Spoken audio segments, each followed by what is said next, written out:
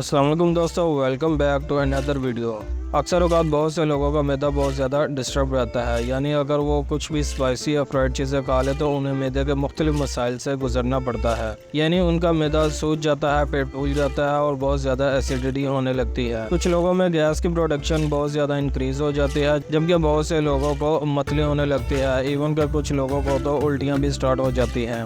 वैसे तो मैदे की बहुत सी दवाइयाँ मार्केट में अवेलेबल है, लेकिन आज हम बात करने वाले हैं कि कौन सी ऐसी खुराकें हैं जिनके इस्तेमाल से आपके मैदे के मसाइल बढ़ जाते हैं। तो सबसे पहले नंबर पर तो फास्ट फूड है, फ्राइड चीज़ें हैं या फिर बहुत ही स्पाइसी चीज़ें हैं। तो इनके इस्तेमाल से आपके स्टोमक में एसिडिटी स्टार्ट हो जाती है, जिसकी वजह से आपके मैदे में जलन स्टार्ट हो जाती है, आपके सीने में जलन रहती है और तेज़ाबियत होने लगती है, जिसकी वजह से आपका खाना खाने को भी दिल नहीं करता और आपकी भूख भी बढ़ जाती है। जबकि दूसरे नंबर पर कोल्ड ड्रिंक्स और एनर्जी ड्रिंक्स वगैरह हैं, जिनके इस्तेमाल से भी आपका मैदा सूज जाता है, एसिडिटी स्टार्ट हो जाती है और बहुत ज़्यादा मैदे के मसाइल जो हैं वो बढ़ जाते हैं। क्योंकि इनके इस्तेमाल से जो गैस आपके स्टोमक में एंटर होती है वो आपके स्टोमक में मौजूद जो एसिड है उसके साथ रिएक्शन कर जाती है, जबकि जिसमें से कुछ तो डकार के ज़रिए बाहर निकल जाती है, जबकि कुछ आपकी इंटेस्टाइन में एंटर हो जाती है, जिसकी वजह से आपका पेट फूलने लगता है। जबकि तीसरे नंबर पर वो लोग शामिल हैं जो बहुत ज़्यादा स्मोकिंग करते हैं, क्योंकि स्मोकिंग के ज़रिए आपके स्टोमक में एसिडिटी और दर्द रहने लगता है और आपको स्टोमक के अल्सर होने के चांसेस भी बढ़ जाते हैं। इसके अलावा चौथे नंबर पर ऐसे लोग हैं जो बहुत ज़्यादा पेन किलर का यूज़ करते हैं।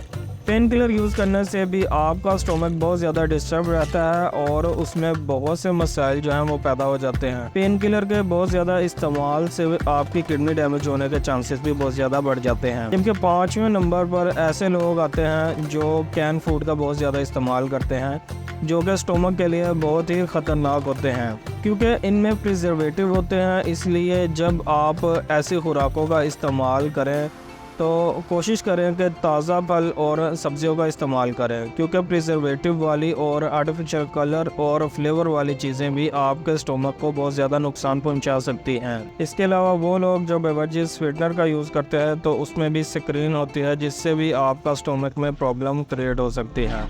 इसके अलावा ऐसी खुराकें हैं जो है तो बहुत फ़ायदेमंद और सेहत बख्श, लेकिन चूँकि उनके यूज़ करने के मेथड अगर चेंज हो जाए तो वो आपके स्टोमक में प्रॉब्लम क्रिएट कर देती है। जैसे कि मीट, जो कि बेसिकली बहुत फ़ायदेमंद और एक सेहत बख्श खुराक है, लेकिन चूँकि लोग इसे बॉइल्ड करके नहीं खाते, इनफैक्ट इस पर बहुत ज़्यादा मसाला जार लगा कर खाते हैं और इसके साथ डीप फ्राइड और कोल्ड ड्रिंक्स वगैरह का भी यूज़ करते हैं। इसलिए इससे भी आपके मैदे में जलन स्टार्ट हो जाती है, एसिडिटी हो जाती है और आपके पेट फूलने का अमल स्टार्ट हो जाता है। इसके अलावा कुछ लोगों में डेयरी प्रोडक्ट्स के इस्तेमाल से भी मैदे में जलन, तेज़ाबियत और मैदे के दूसरे मसाइल शुरू हो जाते हैं। सो बेसिकली जो आपका स्टोमक है वो आपकी बॉडी की एनर्जी के लिए एक मेन पाथ है। सो आप जितनी अच्छी खुराक खाएंगे, जितनी फ्रेश डाइट लेंगे, फल और सब्जियां जितनी ताज़ा इस्तेमाल करेंगे और जितना एतदाल के साथ खाना खाएंगे, उतना ही ज़्यादा आपका मैदा अच्छा रहेगा, हेल्थी रहेगा और अच्छी परफॉर्मेंस करेगा। सो दोस्तों, ये थी आज की वीडियो जिसमें हमने